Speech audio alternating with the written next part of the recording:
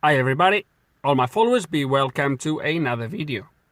Right, the car, 2009 Golf, I think this is the Mark 6 or Mark 7, whatever that is. Well, it doesn't really matter. This car came to me with several issues. The issue we're going to tackle here now, I already mentioned it on the coding video. If you haven't watched it already, I don't know which one is going to go first. Anyway, just follow the channel. But yeah, so I mentioned it, which is this button. So the lock and unlock button on this door only works one way, which is the locking way. So we are inside the car now, and you're gonna see that when I press that button, you're gonna hear it. I don't know if you could hear it, and that comes on. When I press that button, nothing happens. Now, at this point, I could grab the scanner and check live data, see if I had a signal from the button, try to figure out where my problem was. However, look what happens when I press a little bit harder. So lock.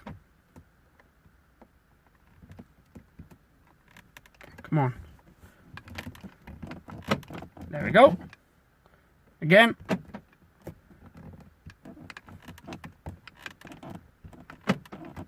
There we go. So, there is a certain position, and if I press it really hard, that the button actually unlocks. So, I pretty much 100% sure that my problem is going to be this button and not anything else with the car. So, with no further ado, guys, we are going to take this panel off and get that button out.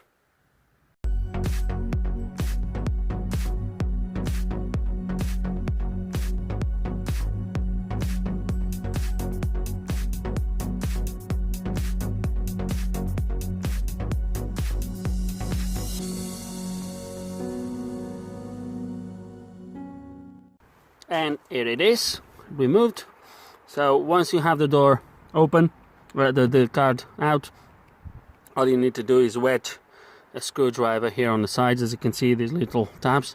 So you just wedge something here and you pull it up and the button comes out. Okay, and to start with, I do apologize for the mess. I know it's not very good. It's an absolute mess. Anyway, so to start with, there is 1, 2, 3, 4. So 4 pins. I'm pretty sure we're gonna have ground. We're gonna have the voltage for the illumination of the button. We're gonna have signal open. I don't know. Doesn't really matter. Let's gonna open this into bits actually, because I have a feeling all we're gonna have on this button is that it's gonna need cleaning. So it's gonna open this and go from there. Right. Oh dear. I really need to get better at keeping things organized. Okay, let's start by taking this, the actual button itself. Okay, and the first thing I want to do, okay, is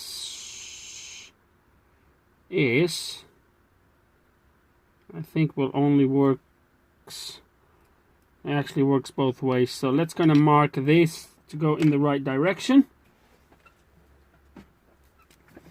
So let's gonna do here, it's gonna do a U for unlocking, a U here in the corner. It's gonna do a L over here for locking, L here for locking, so I will know if the button goes this way or that way. I think you can't, it looks like you can actually put it both ways, so just make sure we do it right. Okay, now we need to take this part at the back. I might show you something. I think I am. I hope I am.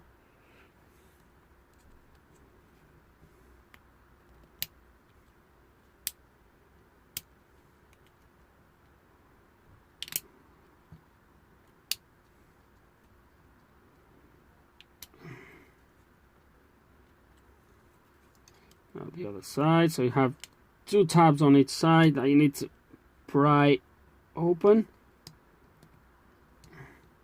There we go.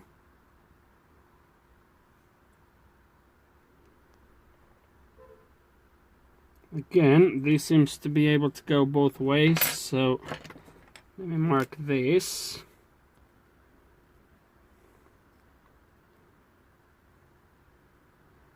I'm gonna do a little circle here and a little circle here. Okay, now this is interesting.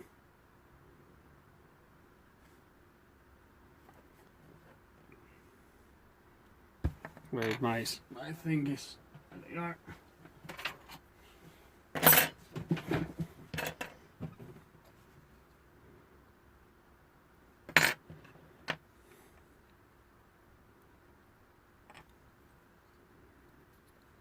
No, it doesn't come like that, of course. Okay, let's try to measure this then. So two LEDs, as I said. So one is for when you lock and unlock. The other one is going to be for the retro illumination, the backlight for the thingy. So it looks to me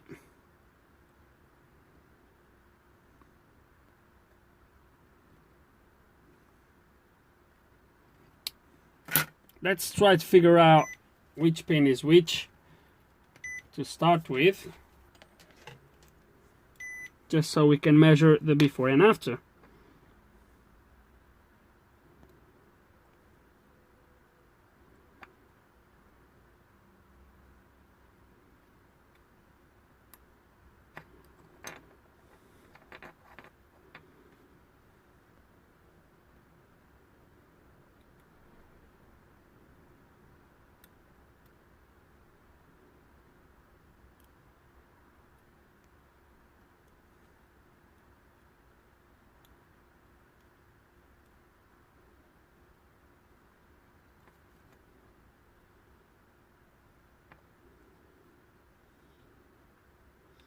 Sorry for putting you through these, guys.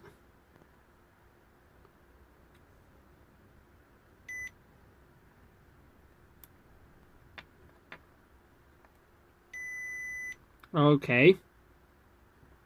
So this one is the... Hold on, let me see if this goes elsewhere as well. No, just comes up to here, that's it. So it looks like this is the signal feed to the buttons, and then this is the signal back. So when you press this one at the top, no, hold on, no, I'm wrong actually. I'm wrong. This one is the signal in from the module, and it comes to both buttons. Yeah, that's it. And then this, the opposite side, is actually signal back to the car. And when you press this button here, is a straight path. When you do this one here, it comes through this resistor here by the looks of it, and the difference in resistance is going to dictate if you are pressing the locking or the unlocking. And then this in the middle is going to be most likely ground of some sort, and obviously voltage for the illumination, I guess, or somewhere along those lines. So what I need to do here is test. Let's put this back in there. Okay.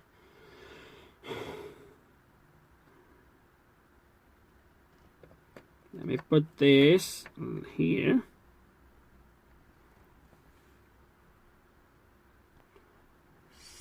$65 ohms. This does nothing in the back. I need to do this differently. All done, guys. Okay, let's try this again. So you can see the multimeter screen now. I've wired this with some terminals just wrapped around the probes. But as you can see, we have an open line because I'm not pressing any button. The locking button is this side here. As you can see, there's an L in there marked from when we marked it earlier. So this is the lock, this is the unlocking. So this is the one that is now working. Now, what I wanted to show you is, I know already by looking at the diagrams, at the PCB, that this one should be closing the circuit. This one obviously should close the circuit, but the circuit goes through a resistor, which obviously sends a different signal to the I believe the central electronics module, and depending on what voltage gets in there, the module knows if the unlocking or the locking button has been pressed. But look what happens when I press this button here, which is the locking. I get straight away 0.79 kilo ohms. Okay, so I'm going to release, press it again. I'm not putting any really pressure onto it. So 0.80, take it off, press again, 0.80, take it off, press again, 0.79. So it's about 0.8 k ohms. Okay. Now, this side, when I press, I have 200. Look how it fluctuates, depends on how. Look, 31 ohms. Take it off. 63 ohms. But look what happened when I press really hard. It starts to go down. I can't really get it much less than this, but look how it drops. But this one should close the circuit. This doesn't. So if I take this off and I measure these now, the resistor that goes through the locking button, you're gonna see that it goes through there, goes there, and then it comes through this resistor here. So let me show you. So the circuit, this button comes through here, drops there, goes on a lane at the back, comes up here, and goes on through this resistor, and then comes down, and it goes to this pin. This one, as you can see, the signal is going to get up here, comes through here, and goes through there. So it should be, when you press the button, you should have a closed circuit. This one, when you press the button, comes through this resistor. And I can guarantee you this resistor is going to be the 0.70 whatever ohms, k ohms, sorry, we measured in there, because it goes through this resistor. If this resistor is about 0.8 ohms, that means the top button is closing okay, which you know already it is, because it's working.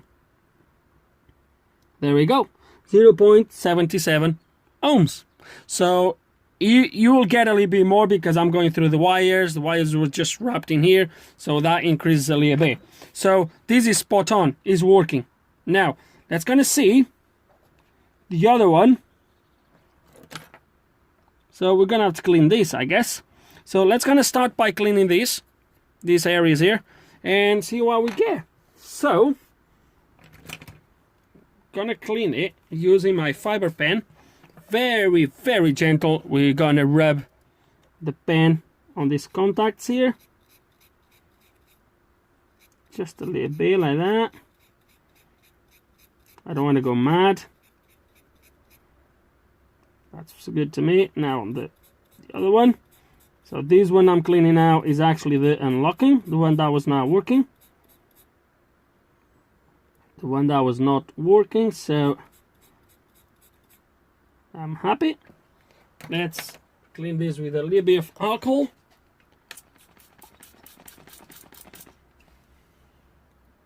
There we go.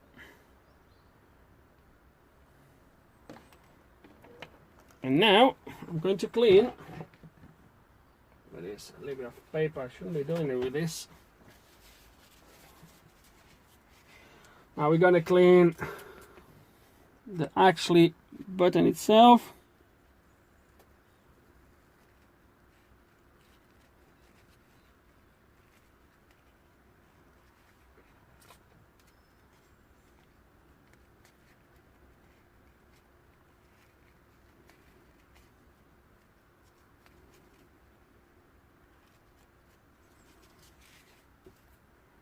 And now let's try this again. I'll let it dry. In the meantime, we are going to wrap this again around my probes.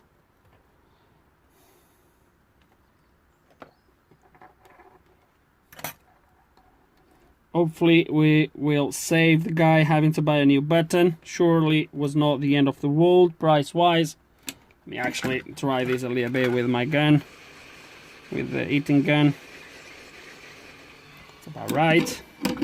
Another thing that I don't know if I'm gonna do it, which is welding, which is solder the pins in there. They are just pushed in there, but I don't know yet if I'm gonna do it or not. Okay, so locking button again, 0.79, it's fine. Still a little bit too high. Let's try it again. Well, it's better, much better. It's coming down straight away, yeah.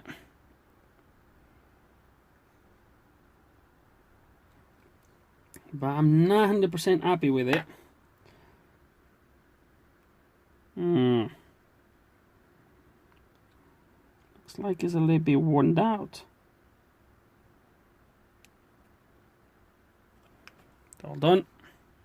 Okay, and this is actually a button problem. Well, we know it's a button problem, but it's this black thing here that makes the contact that is bad. So what I'm going to do is I'm going to remove it completely off. Okay, and the way I know is because that's what happens when you save all the stuff that should go on the bin. I've tried with one of these buttons, and you're gonna see the difference once I have this over there somehow. Okay, so just wait a little bit, bear in mind with me, and we'll get this done. Okay, and after a little bit of thinking, because those buttons, they were not actually working very well, I did hear something slightly different. So I took a button from a toy somewhere in there and put it in there. I just need to make sure now, because it looks like it's slightly smaller. Hold on. Okay, that looks the same size now. So let's kind of put this back in. So let me see if I... this. There we go. That's now going to put the button.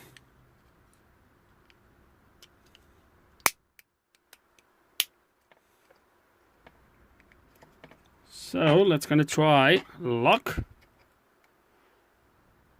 There we go. 79, 78. Try and lock. Haha.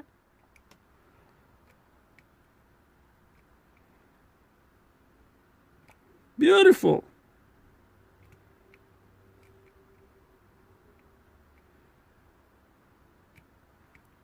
The button, I'm not gonna lie, it feels slightly different because of the rubber of that button is not so hard. So this one kinda, you feel kinda of a really click. This one, you feel the click, but not so. But yeah, look at that, 8.1 straight away. So look. Beautiful. And I'm not pressing hard, just pressing like that. So I'm not really, look, it goes below 10 ohms every single time. So we're not going to be able to test this today because it's already pitch black, but I will definitely show you this tomorrow. So we'll put this back on tomorrow and we'll see if it worked.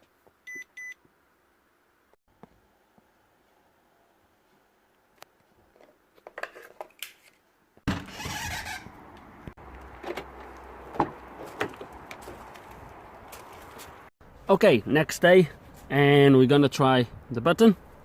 Let's see if this works.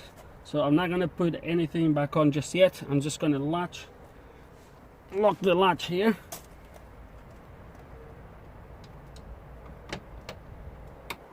Yep, it's locked. Now we're going to put this back in here, and let's gonna try this. I don't know what's coming on camera, but let's gonna lock it. It locked. Oh, can you hear this? I'm not even putting much pressure.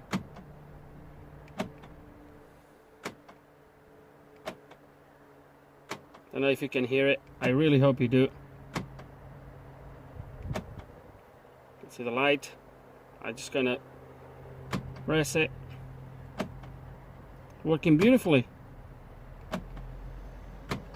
Job done. So guys, with no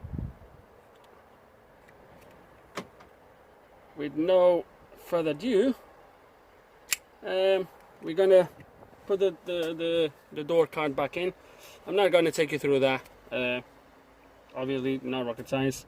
Just gonna put everything back on, and that's it for this video. Really, I think the main thing here, guys, is why replace when you can repair, as you have seen. I guess probably was not the need to cut that corner and replace that rubbery button. Probably just cleaned would be alright. I was just looking to reduce or to drop the resistance as much as I could, and I thought this button did a better job than the original one, but probably cleaning the other one was enough. I don't know what would be the minimum value needed for the ECU to recognize that as a valid signal. Anyway, we got it done, and I think that's the main important. Guy's going to be happy that we didn't have to replace, even though this was probably just a few quid, I don't know. Anyway, that's it for this video, guys. Hope you enjoyed the video. Hope there's some information here that you find it useful. If you have any questions, any comments, please put them below, and like always, thanks for watching.